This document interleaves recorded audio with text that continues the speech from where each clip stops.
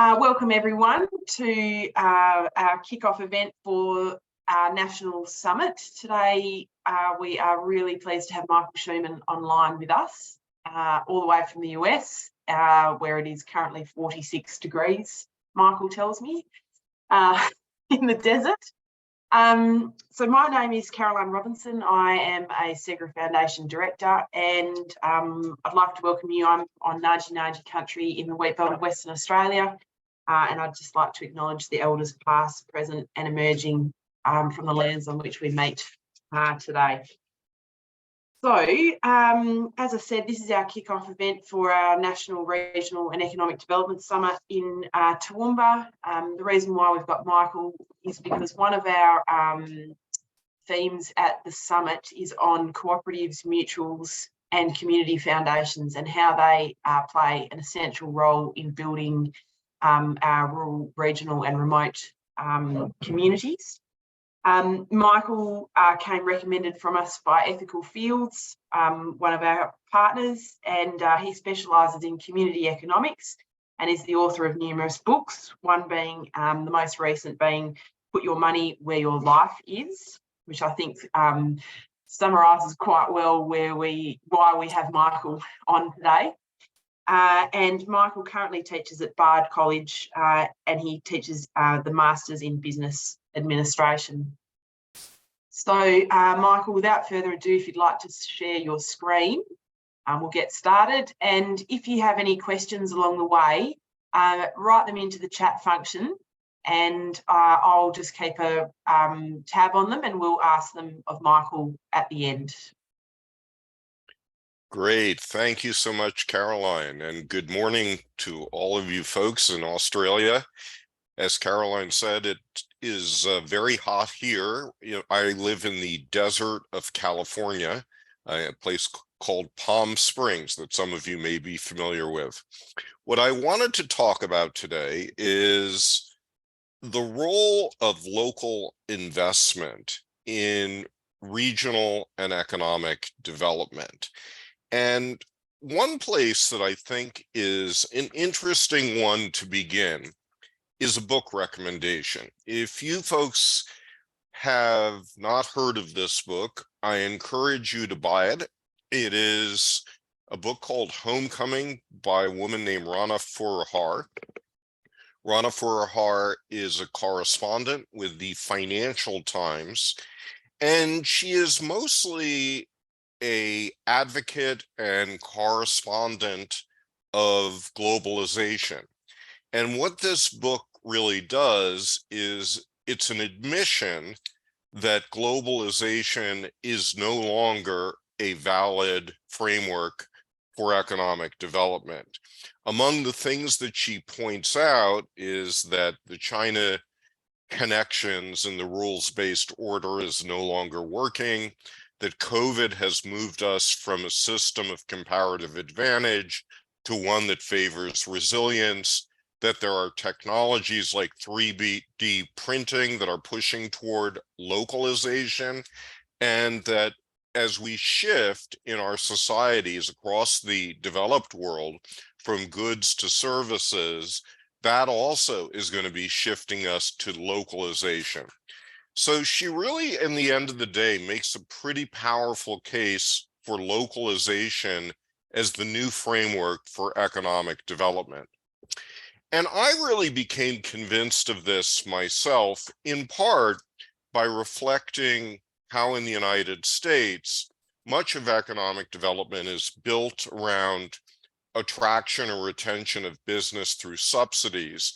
The typical subsidy could be as high as $500,000 or $1 million per job. The guy on the right is an economic developer in Appalachian, West Virginia, named Lou Stein. And over the course of 5 years, Lou Stein produced something like around 1,000 to 2,000 jobs per year. And the price tag on the jobs he produced was not $500,000 to $1 million. The price tag was about $1,000 per job. And it wasn't that he deployed a very secret sauce. It's that he did the obvious things that we know work in economic development. He worked with startup companies and helped them produce business plans and helped them connect with banks for finance.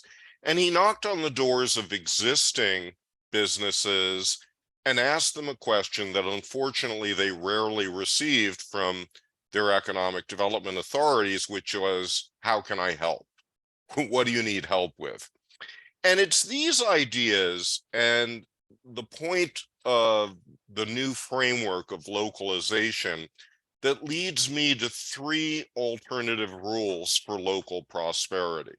That number one, we should be maximizing the percentage of jobs in locally owned business. Number two, we should maximize local diversity of business, in other words, local self-reliance. And number three, we should be creating an entrepreneurial ecosystem. And I want to talk a little bit about the evidence for each, and then we can talk about the specific role of local investment in carrying out these principles.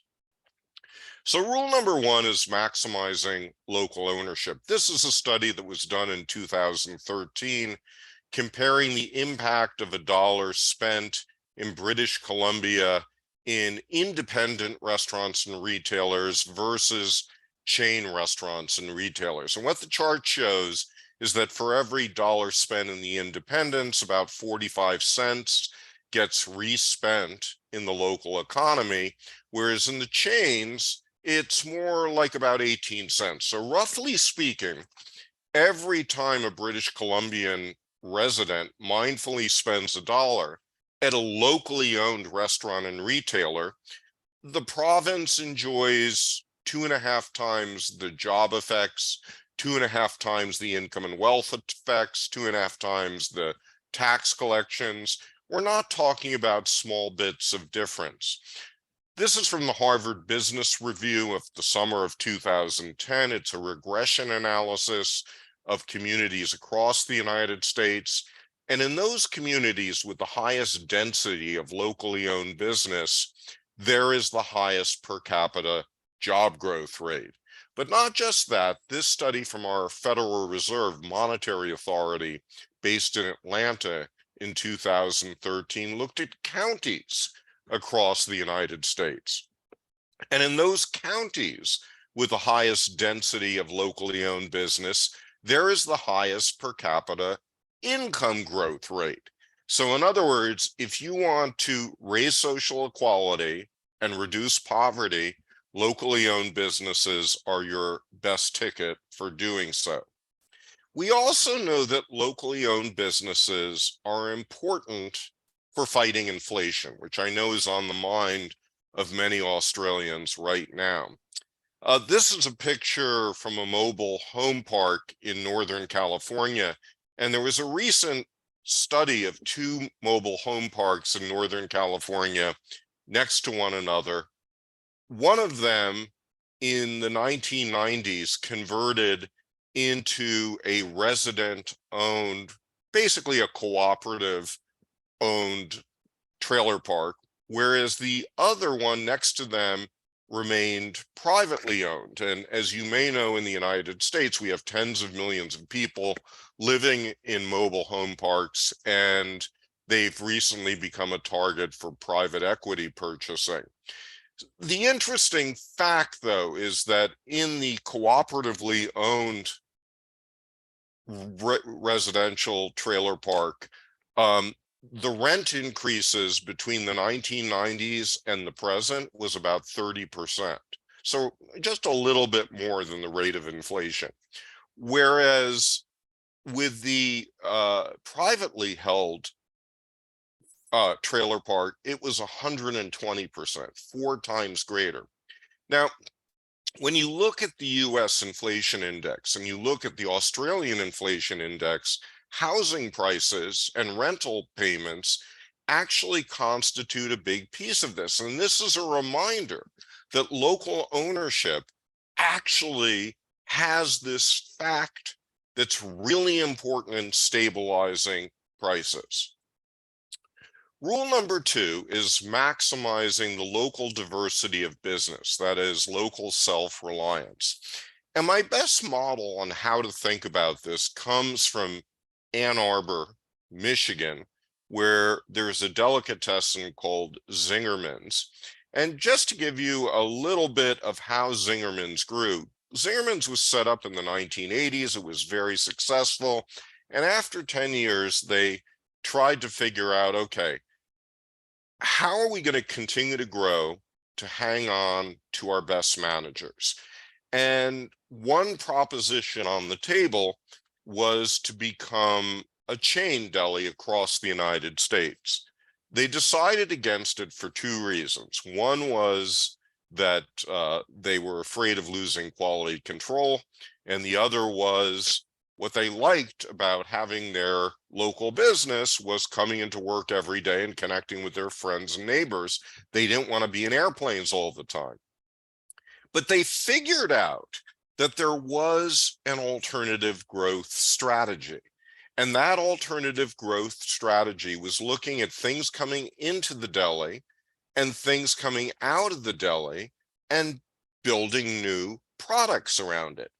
So, for example, they have bread that they serve sandwiches on, so they created a bakehouse.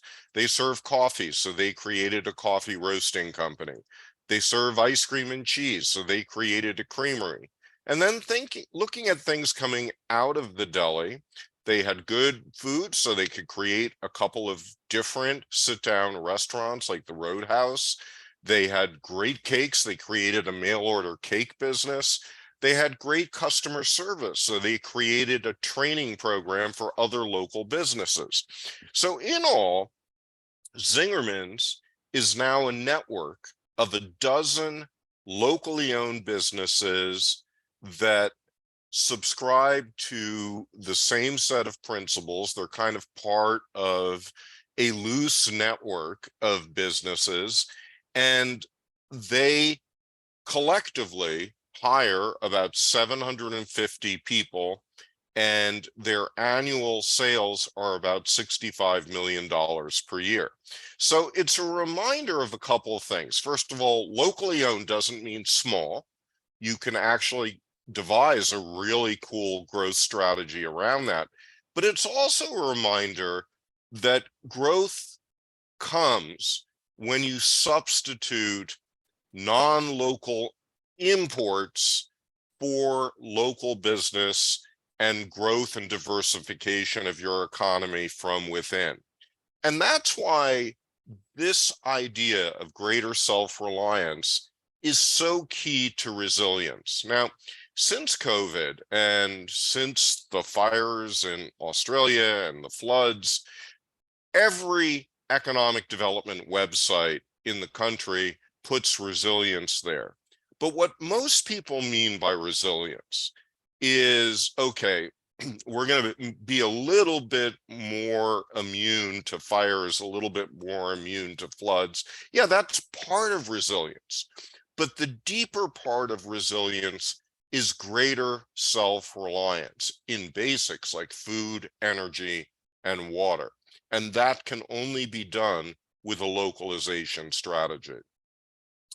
The last rule is creating an entrepreneurial ecosystem. And in my view, there are 6 P's that are linked with an entrepreneurial ecosystem. I give them all a P word to make it easy to remember: planning, people, partners, purchasing, and policy making. Planning means identifying leaks in your economy, all the places where your residents are unnecessarily buying outside goods and services, and plugging those leaks, figuring out strategies for plugging those leaks. People means training a new generation of entrepreneurs to lead these leak plugging businesses that will make you more self-reliant. Partners means developing networks of local business, like the Zingerman's network, that are more competitive as a team than they are on their own. Purse means taking local money, whether short-term funds in banks or long-term money in superannuation funds, and putting them to work in local business. Purchasing is about spearheading buy local or think local first campaigns. And then there's the big category of policy, which we're not going to talk about much today. I would just point out that I think the biggest issue that faces most communities is purse. Businesses need more capital. Local businesses especially need more capital. How do we do this?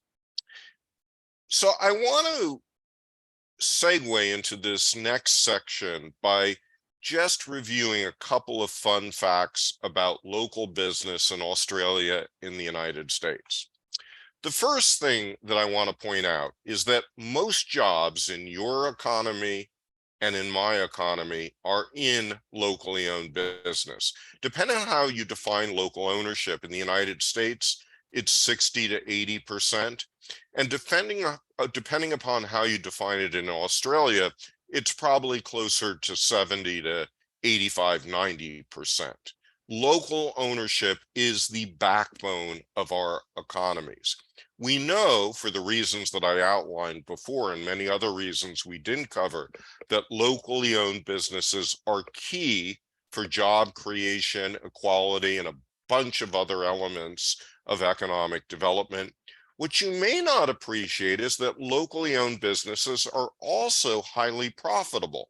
So this is a study that was done of Canadian businesses in 2009. There aren't many good studies that have been done like this, but I think this one, because it was good, I wanted to share it with you. It basically shows that the most profitable businesses in Canada are 10 to 20 employees, and the least profitable are those with over 500 employees. In other words, businesses that are traded on the Toronto Stock Exchange. Honestly, I don't think that would be much different in the United States. So, given the fact that locally owned businesses are most of your economy, they are critical for economic development, they're highly profitable, surely you are all invested in them. So since we're not all sitting in the same room today, I will just explain that normally when I give talks, I will ask a series of questions. And one of the questions is, by show of hands, how many of you are putting at least 1% of your superannuation fund in locally owned business? And honestly, there are rarely any hands that go in the air. And this underscores a very basic capital market failure. If, in fact, we were putting 70% of our capital, let's say that 70% of the Australian economy is locally owned business, that probably is lowballing it. But if we put 70% of our capital into 70% of the economy, the capital marketplace would be functioning well. But it's not. If we got it to function at that level, think of these numbers. There's something north of $3.5 trillion that Australians have in their superannuation fund. Take 70% of that money, which is in publicly traded companies right now, and then divide that over the population of Australia, and it works out to about $90,000 per capita.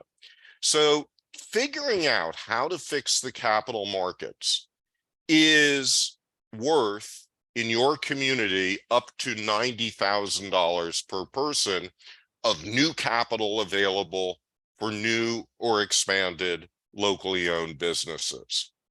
The good news is that in your country and in mine, we have legalized and made much cheaper investment crowdfunding, which is a relatively low-cost method for grassroots investors to put their money into locally owned business. This is a picture that I took from the Rose Garden at the White House. It was the first and the only time that I've been to the White House Rose Garden, but it was the signing ceremony for our investment crowdfunding law called the Jobs Act.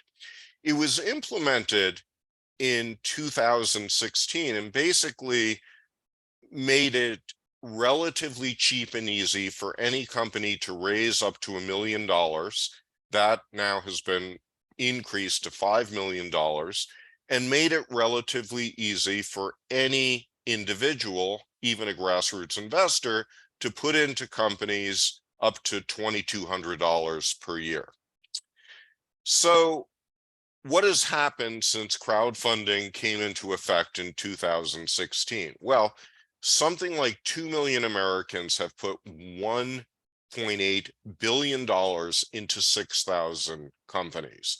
The average successful investment crowdfunding company is raising about $400,000.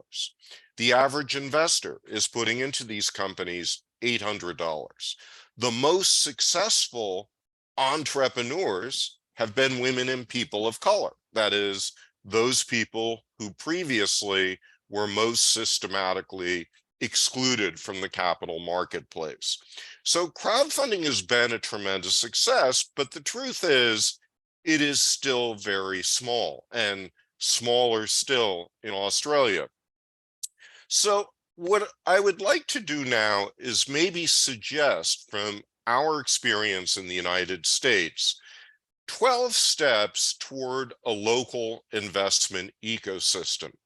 And what I want to say about these steps before I go through them is that most of them are very inexpensive and very cheap to do. There are a few that are more ambitious, but I emphasize that cheap and easy maybe is a great place to start. And I hope that this talk inspires many of you to think about ways of taking these steps in your own community. So step number one is education. And one of the things that I've learned in the United States is that you can change the laws, but that is not going to necessarily change the behavior of grassroots investors or of businesses. So I've done a bunch of workshops around local investment. I also have produced this newsletter that goes to 8,000 people, mostly in the United States, called the Main Street Journal. And if you're interested, by the way, on this website, the mainstreetjournal.org, I have this video library here. There's about 50 10 to 15 minute videos that I've done on local investing. A few of them are very much around US law. They will not be interesting to you, but a lot of them are quite general, and I think might be useful to yourself and your constituents. Number two is to unleash Lions. Lions stands for the Local Investment Opportunity Network of Port Townsend, Washington. Port Townsend, Washington is a town about 2 hours drive north of Seattle. It has 10,000 people. And starting in the year 2007, the guy on the right named James Fraser, a former hedge fund manager, came back to his hometown of Port Townsend and organized a monthly potluck dinner. And the idea was to invite businesses looking for capital and local investors who might be interested. And to stay compliant with securities laws, there was no structure to the meeting. There was no no pitching that was done. It was simply about relationship building. And just this very simple social invention has led to $1 million per year since 2007 going into locally owned businesses in a 10,000 person community. So that is a very powerful precedent for rural and small towns in Australia. Number three, publish a list. So I, with another colleague, started a website called the Maryland Neighborhood Exchange. It's mostly about small businesses in Baltimore. And what we decided to do is create a website where we list all of the businesses that are legally qualified to raise money through investment crowdfunding right now. And as a result of our work, something like I don't know, over the 2+ years of COVID, something like 60 companies have raised $4 million from thousands of residents in Baltimore. My point here is that all of you have websites around your organizations. On your websites, there should be a tab that contains a list of the businesses in your area that are raising capital. I mean, that's no brainer, and it's going to cost you about $10 of an additional web page to do that. Number 4, it's not enough to guess that people are going to navigate over your website. You need to stick it into their email box. So I am now creating a listing like this. This is actually of publicly traded companies, but I'm creating a version of this listing of local securities that will go into the inboxes every other week of my 8,000 readers in the Main Street Journal. And of course, as the local investment ecosystem gets more complex, we will distribute this through more newsletters in more places. Number 5, organizing investment advisors. One of the obstacles to local investment right now is that the people that grassroots investors turn to for advice on how they should do their investing actually know very little about local investment. For example, if you were to go to your local investment advisor, well, just any investment advisor, and say, hey, I'm thinking of moving some money into an investment in my co-op. It's setting up a second branch. It's been around for about 30 years. What do you think? And your investment advisor would probably say to you, don't do that. Most local businesses fail. Now, that turns out to be a completely erroneous statement, because what your investment advisor meant to say is most local business startups fail. And it's true that if you invest in startups, you're investing in risky businesses. But the example I gave you was not a startup. It was an existing co-op that was setting up another branch. And in any given year, most businesses, most local businesses have been around for a while, and most businesses that are raising capital are going to be those businesses that have been around for a while. At any rate, this picture here is of a woman named Angela Barbash. She runs an investment advisory service in Ypsilanti, Michigan. And she is one of the few investment advisors who has decided to specialize in local securities, and she has been educating other investment advisors how to support this initiative in Michigan. I would say that part of your mission is to identify who are the most simpatico investment advisors in your region and really get them involved in your work. Number 6, pre-selling. This is a picture of one of my favorite entrepreneurs. His name is Andy Shalal. He started a set of restaurants, bookstores, social gathering centers in the Washington, D.C. area called Busboys and Poets. And when COVID hit, my wife and I decided, you know something, we really need to come to the aid of local businesses. So I wrote a blog saying, you know, adopt a local business and figure out one local business you love and support them any way you can. So I love Andy Shalal, Busboys and Poets, and I wrote him $1,000 check. And I said, Andy, I said, I know this is a really tough time for you. Take my $1,000, convert it into $1,000 of gift cards, and then you've got that money to do whatever you need to do to keep your business alive for a couple of years. Now, I'm just a drop in the bucket of his business, but the idea was to inspire others to do the same thing. Andy was so pleased with what I did is he gave me not $1,000 of gift cards, but $1,200. So I got a 20% rate of return on this particular investment.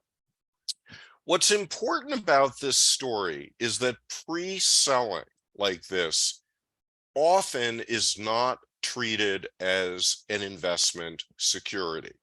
And so you can get a business to test the waters of how reliable is its fan base and network to support it by doing a pre-sale kind of transaction before you ever get them involved in investment. And in the United States, we have a website which has been working with pre-sales with food businesses that might be worth your taking a look at, called Credibles, that shows you one way of doing this. Number 7, facilitating self-direction. My most recent book, Put Your Money Where Your Life is all about how Americans who have their savings locked up in tax-deferred pension accounts, which we call IRAs or 401ks, can convert them into self-directed instruments and basically open up a wide range of local investment options. Now in Australia, with your superannuation funds, you have the ability to create self-directed super funds. If you go to the government site for educational videos about superannuation funds, it's really quite funny because they try to talk you out of it, and they try to convince you that unless you're wealthy, it doesn't make any sense. These are all nonsensical points, honestly. And my colleague, Gilbert Roche-Couste, who runs the Village Well in Melbourne, not a wealthy man, recently used his self-directed super with 3 other people to create a conference center in the building where he lives called the Epoch Center, which is now an asset that's used by groups like yours in Melbourne.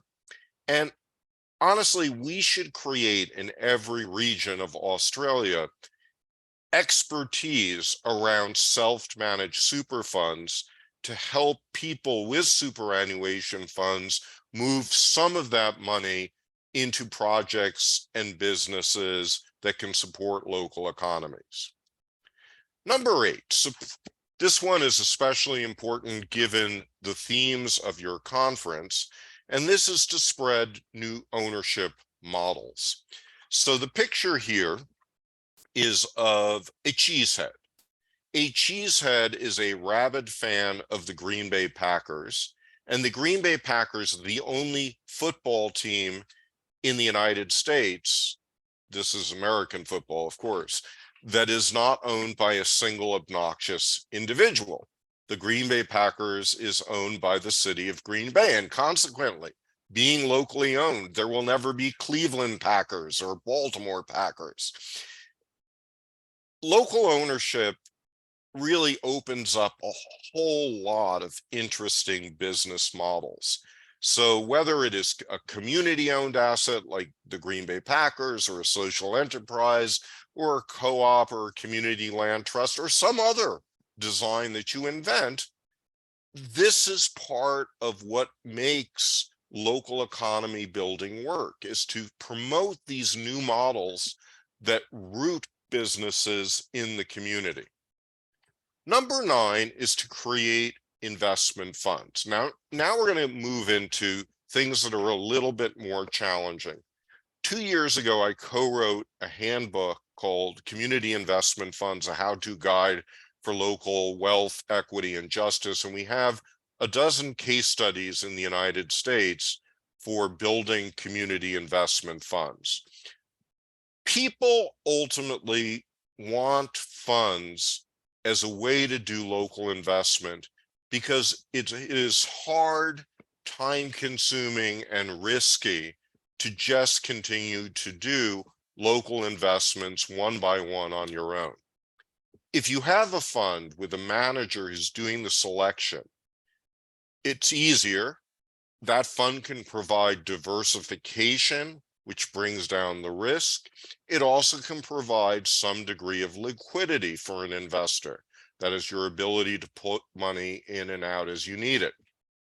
And to give you some examples of the kinds of funds we've seen in the United States, Pioneer Valley Grows in Western Massachusetts invests in about 36 local food businesses. And Goodworks Evergreen in Montana invests in rural Montana in businesses that are kind of centerpieces of towns that are about to lose their ownership because their owners are about to retire. And so the fund is all about helping them reroute the ownership in the community so these vital assets continue to operate. Now, I was very pleased when I was in Australia in May to learn that the Ethical Fields Foundation has built a network with 20 communities in Australia to try to figure out, with Australian securities laws, what are the appropriate designs for new kinds of local investment funds.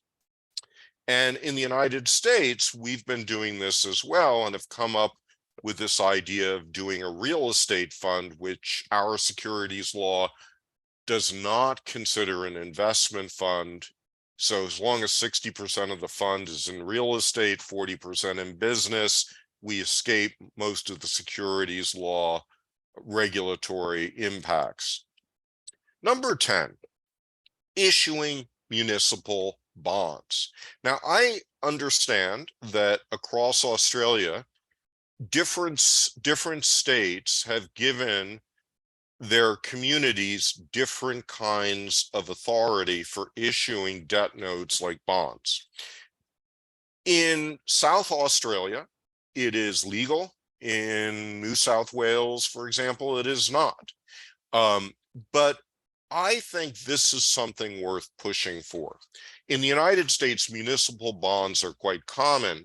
Mostly they're issued in conjunction with investment banks, and so there's no localization around it. But the state of Connecticut recently issued what are called Green Liberty bonds, and they are bonds at a low denomination that grassroots investors can purchase. And these bonds were to support the installation of solar energy on affordable housing.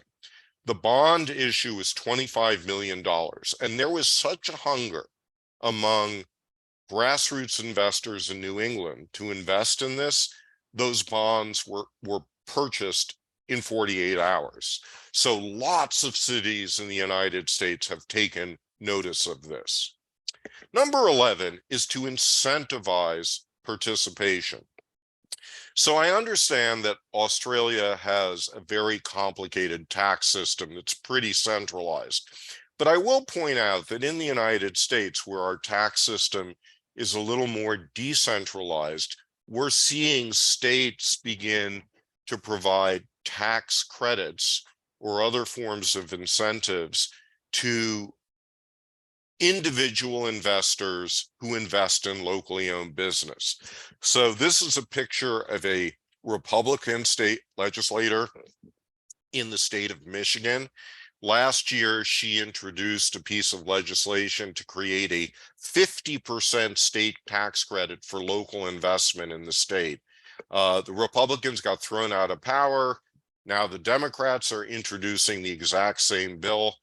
And it's a reminder that local investment is just one of those things that enjoys bipartisan support. Number 12, this is an easy one to do. Put one person on local government staff to try to put these things all together, to try to create some integration and coherence with the various things that are going on privately and going on publicly.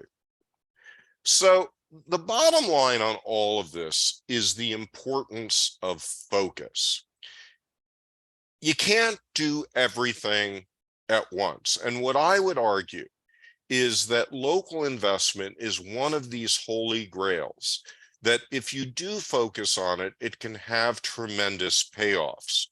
And speaking of holy grails, I want to talk to you about my favorite movie, Indiana Jones and the Last Crusade, since a new Indiana Jones movie is about to come out. And you may recall in The Last Crusade, Indiana Jones goes through all of these perils, terrorists, bullets, fire, and he gets to a crypt where the Holy Grail is. And this 500-year-old guardian says, Indiana, your last task will be to choose among these 50 goblets. Choose the goblet from which Christ drank and choose wisely. Well, at that point, this guy, the German spy, jumps forward and says, I know which one Christ would have invested in. He would have chosen the most ornate. So he drinks from it and he spontaneously combusts. And the guardian says, he chose poorly.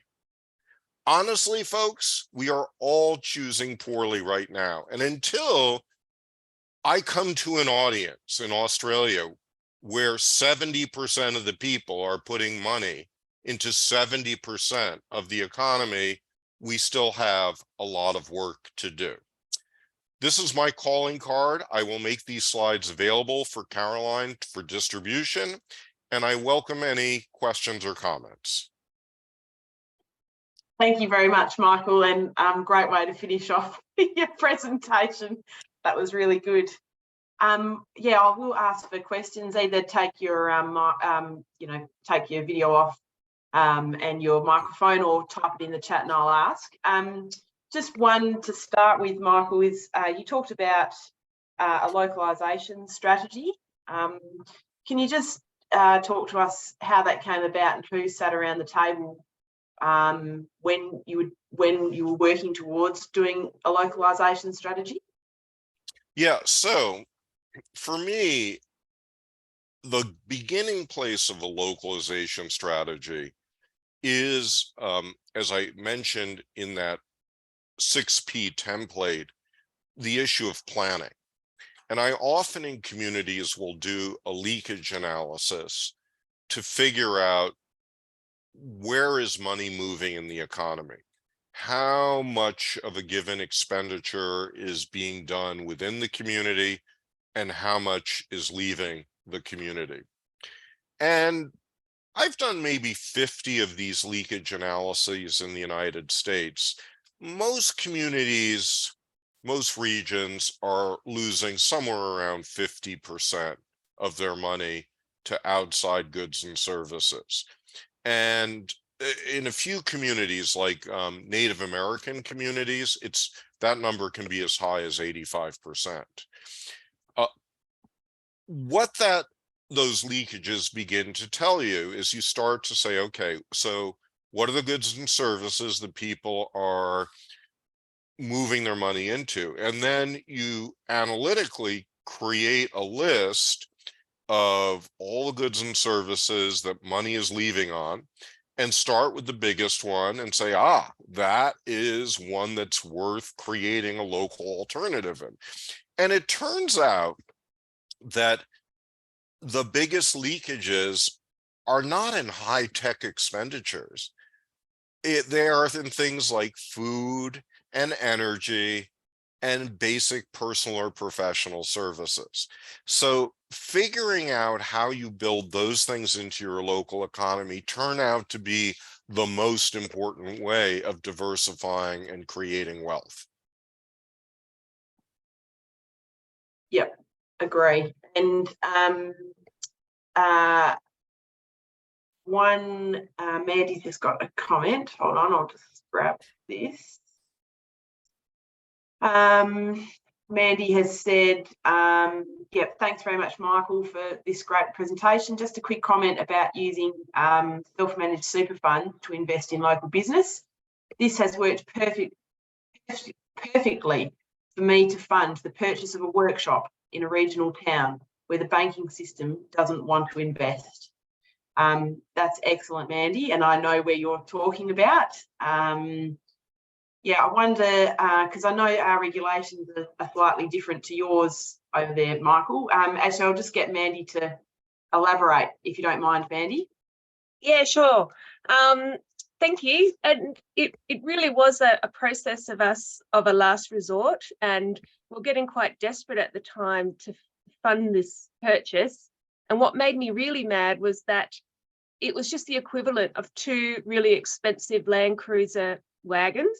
And that's what got me mad, in that I could get finance approval for 2 really expensive vehicles, but not to buy a workshop where we now employ 11 local people that don't drive in and out of town. And it was just really frustrating. So that whole alternate model of how you can fund a purchase of a business, I think we need to tell the story more. Yeah, tell the story.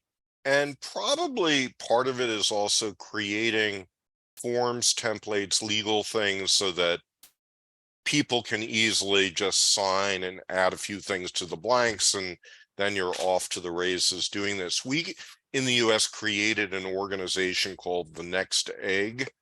And The Next Egg is a group of several hundred people who work together to go through and figure out all the regulatory ins and outs of what they're doing.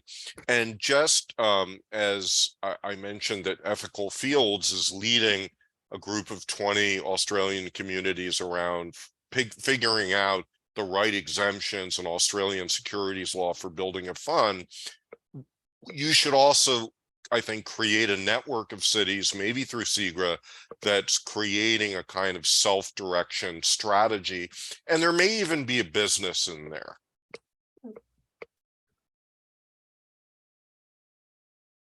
Yeah, thanks, Michael. That's a great idea. And I will say that, yeah, Ethical Fields is looking at this in Australia, and one of the councils that I'm involved in is participating in it.